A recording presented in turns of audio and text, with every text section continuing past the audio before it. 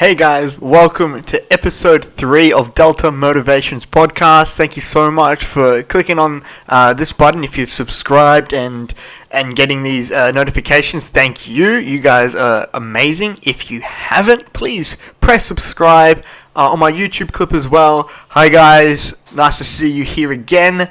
Again, press subscribe, get all the notifications, and hopefully I can make a difference to somebody's life today. So a part of Delta Motivations podcast and YouTube clips and just daily advice, I guess, I kind of put it out there to the world and to my followers. What do they actually want a podcast on? And a lot of it came back with relationships, with how people see themselves and how people can build relationships, find relationships, and I think that's what I'm going to do today, really. I'm going to talk about relationships as a whole, and then I guess what you guys can do in order to find or have, I'm going to use the word have here because I think I'll talk about this a little bit later, but the word have a strong relationship. Now, it could be with your partner, it could be with someone that you haven't met yet, but you're going to bring in, it could be with family members, and we'll talk about that as a whole, and hopefully, you guys can see and hear some advice that you can apply to your own lives. Alright, so let's get it started here. A lot of things I've been hearing is about finding love. Now, if you're listening to this and said, that's right, Dylan. How do I find love? How do I find the guy? How do I find the girl? How do I find the one? Now, I'm gonna go into this a little bit. The word find needs to be changed. Because I don't believe find is the right word. I don't believe that we find love. I think we build love. I think something that is so interesting as love has to be built. It's not something that you find. You don't go into a crowd and say, well, you've ticked all my boxes. I found you. There you are. Put you over my shoulder and walk out of the crowd. It doesn't work like that. Use the word find means you've got preconceived ideas as to what you're wanting. And that's not a bad thing. I'll get back to that. That's not a bad thing. But those preconceived ideas means that person needs to jump through hoops. It needs to be able to tick. So before they've even said hi, you're already in a judgmental stage.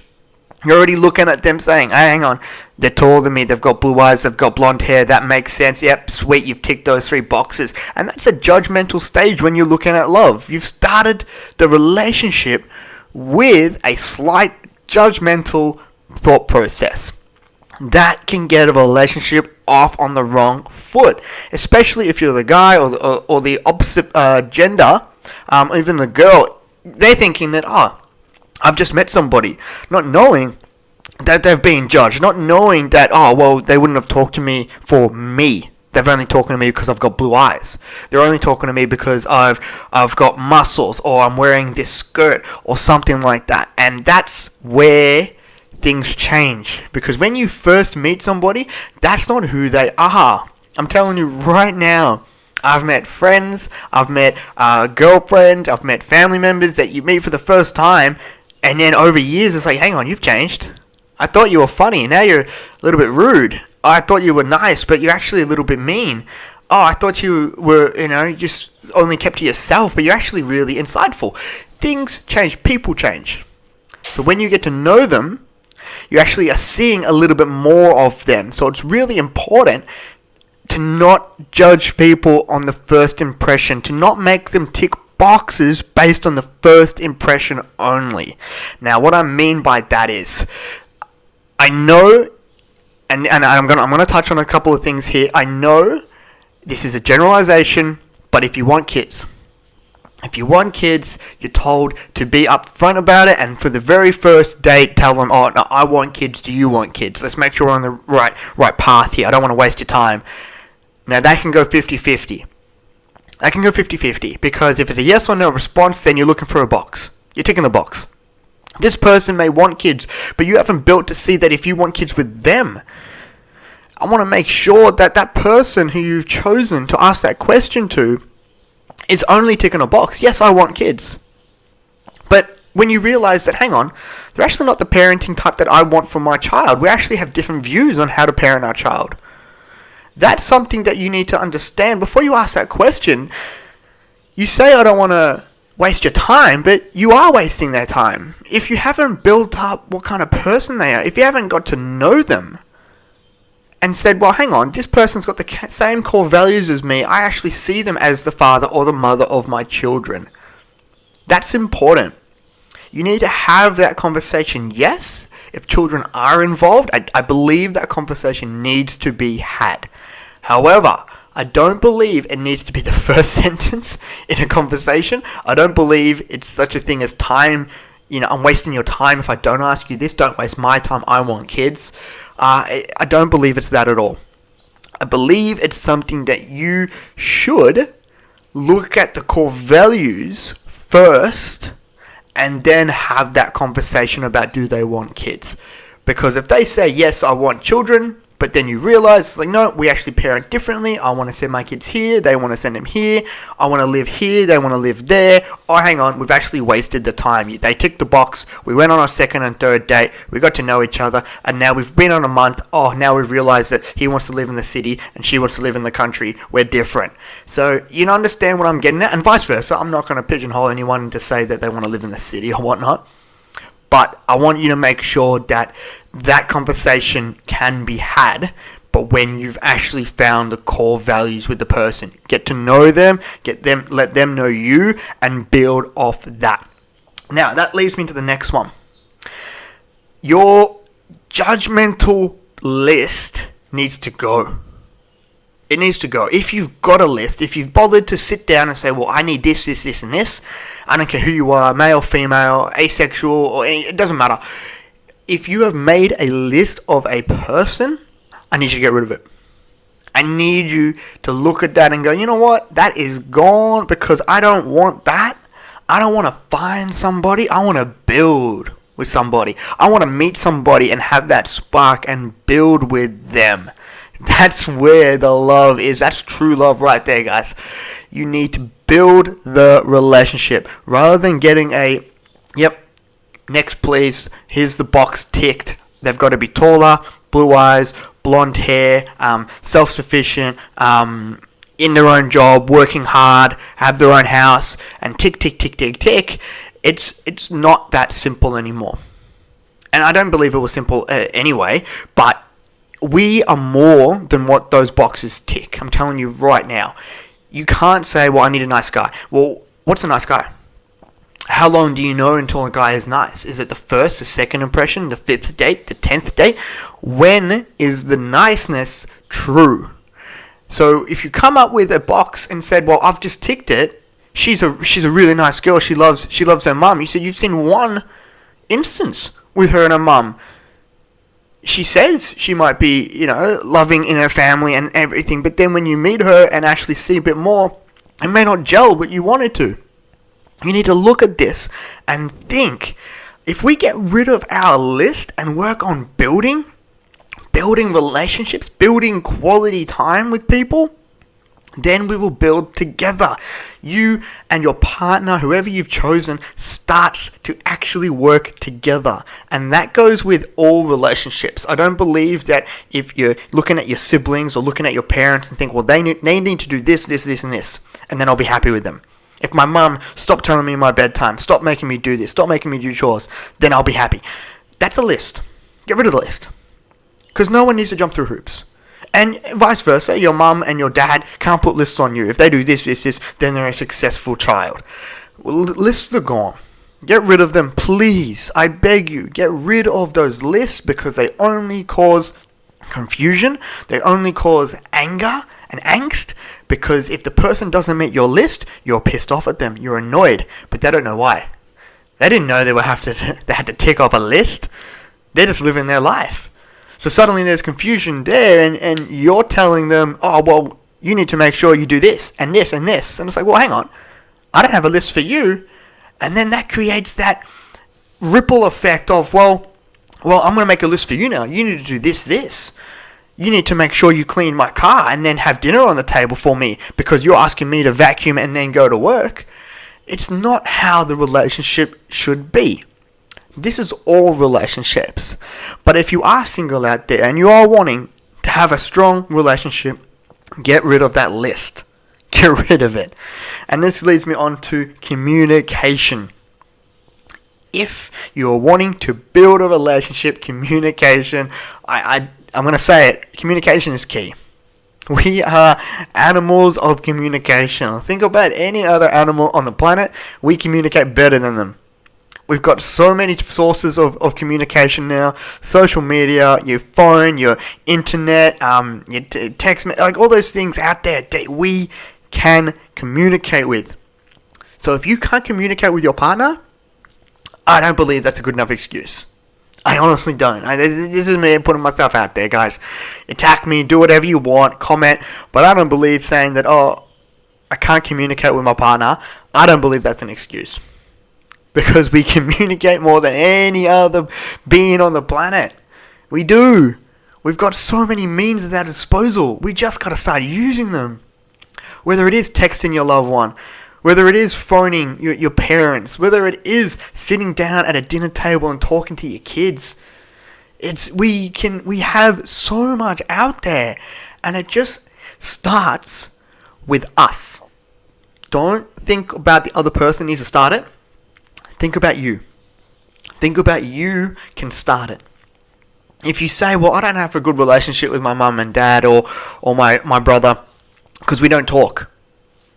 Can you talk to them? Could you go out of your way to actually start that conversation? Yeah, but they're, the response that I'm getting is, but they're a bit they get angry with me. That's okay. Let them vent. Because that's not a reflection on you. You starting communication, even so small. A text message, hi, love you, how was your day? Anything at all is a communication. And if they are at a low point in their life that they are turning around to that communication and biting your head off, then that's got to be a warning sign for you that they're not okay right now.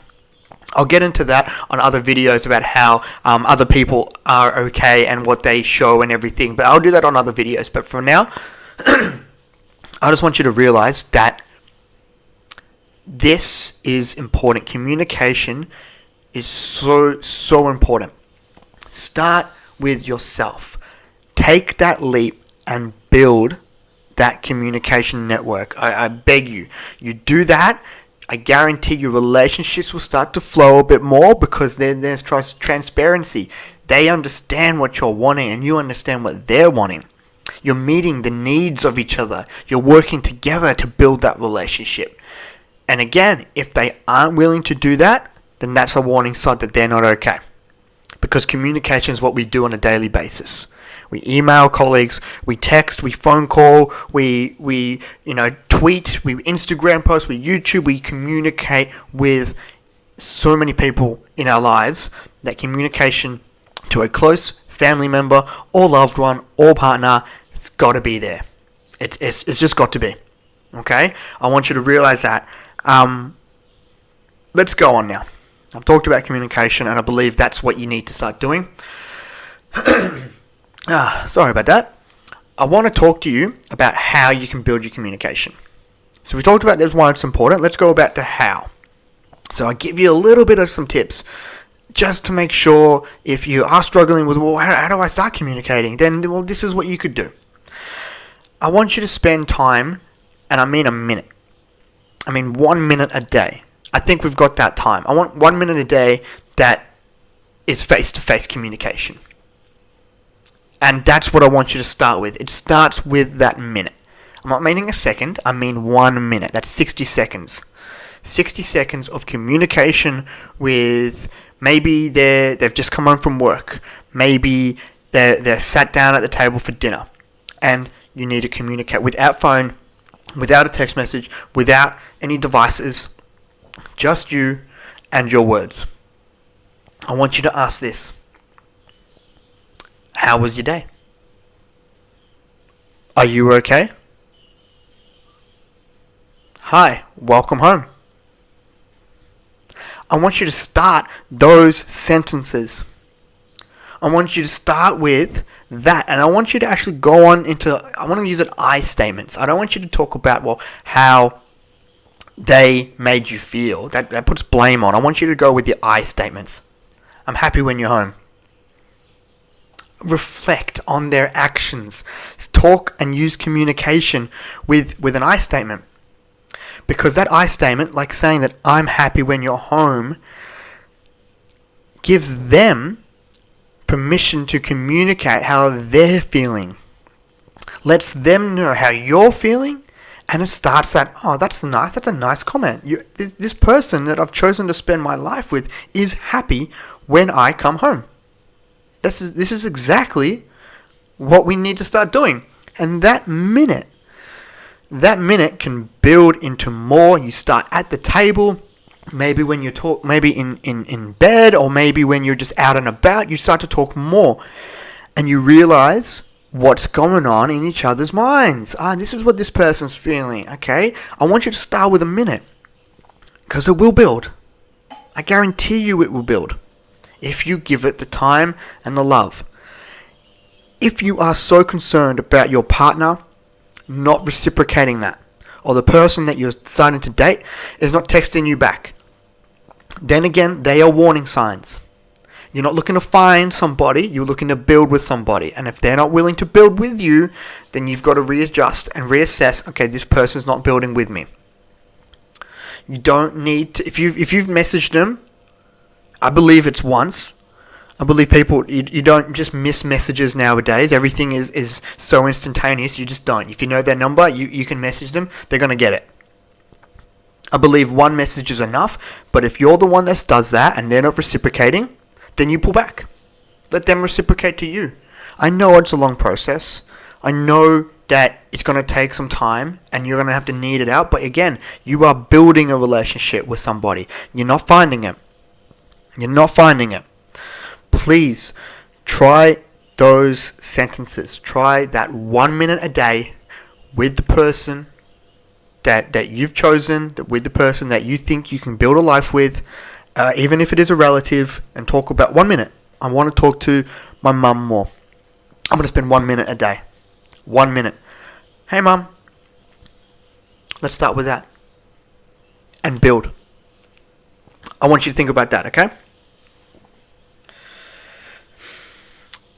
While you do that, I want you to get rid of the fear of your arguments. A lot of people stop communication because they fear it will turn into an argument. Arguments happen. I don't know how many people out there have siblings, but Christ, you argue. You disagree. Your parents disagree. You can disagree. You like different things. No one out there is the same as you. So expecting that they're going to understand exactly what you're feeling, exactly to the minute level, is wrong. They're not going to feel what you're feeling. I want you to understand that arguments are a part of life. You have views and values, and other people have views and values, and you're trying to mesh them together. And that mesh can cause friction. That can cause arguments. That does not ruin relationships. Please don't look at this and say, well, every time I have an argument, I'm afraid that this is going to be the end. No. If you're looking at your partner and say that I can actually have a heated discussion, an argument about something. I like the color blue, they like the color pink. We're arguing about which one's a favorite. If you can't have an argument and get past that, then you haven't built a strong enough relationship. You haven't. You are allowed to have views. You're allowed to have opinions because you are more than just that relationship. You are a person outside of that relationship. And I'm telling you right now, when you're in the relationship with your boyfriend, with your husband or girlfriend or wife, you are more than that. You are not just their wife or their husband. You are friends to people around you. You are family members to those who are extended to you. You are colleagues to those who you work with. You're a mother to those or your children, or a father to your children. You are so much more than just one relationship, which is why you're able to have opinions. You're able to argue. If you can't be honest and argue with the person you've chosen to be with, then I don't know who you can argue with, to be honest. Like, that's my 2 cents. I mean, Lisa and myself, we don't argue regularly. We don't. We have had heated discussions before. We've argued about certain things. We've argued about how we're going to parent our kids and what we believe. And that is okay. Because through an argument, we come through an understanding. I now know where she's at and she knows where I'm at. And we've got to meet in the middle there. We've got to build this together, because before we have children, we need to be on the same page. But without that argument, there's just assumption. I assume this is how we're going to parent. She assumes that this is how it's going to parent. Imagine both assuming, having a child, and having an argument in front of your child. No. Nope. I don't want that at all. I want to be able to have that at now, understand where each other's at, come to a mutual understanding. Say, okay, she may not change, I may not change, but at least I know why she's doing it. She's told me why. We've argued, but I don't have to understand it fully, but I know. It's not new to me. I know. And that's through that communication. Arguments aren't an everyday thing. So please don't think that, Dylan's saying that, don't be afraid of arguments, but I can do it every day. No. Arguments are sporadic. They're not often. And if they are often, again, you've got to reassess how you've built that relationship.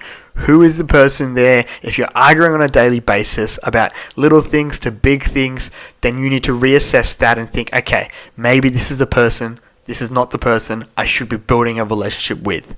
Okay, but that's something that you've got to assess. And that's something you've got to look at and say, okay, I got to get out. I've got to change this. I've got to communicate more. But you'll know that.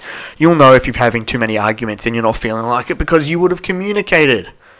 This comes back to what I was saying before. You would have communicated to say, yep, I don't like how we argue. This is how I feel. How do you feel? And we talk about that. Okay? That's important. You are incredible human beings. This is where the self-love component comes into it. You're incredible. I want you to realize how incredible you are before you go into a new relationship. If you are looking for validation, if you're looking for help and support before you've met somebody, before you've actually started a relationship, it can't last. I don't believe it's the other person's job to make you feel better. I said that in my very first podcast. You need to build your own self-love. I said it in my second podcast with, you need to fill your own bucket.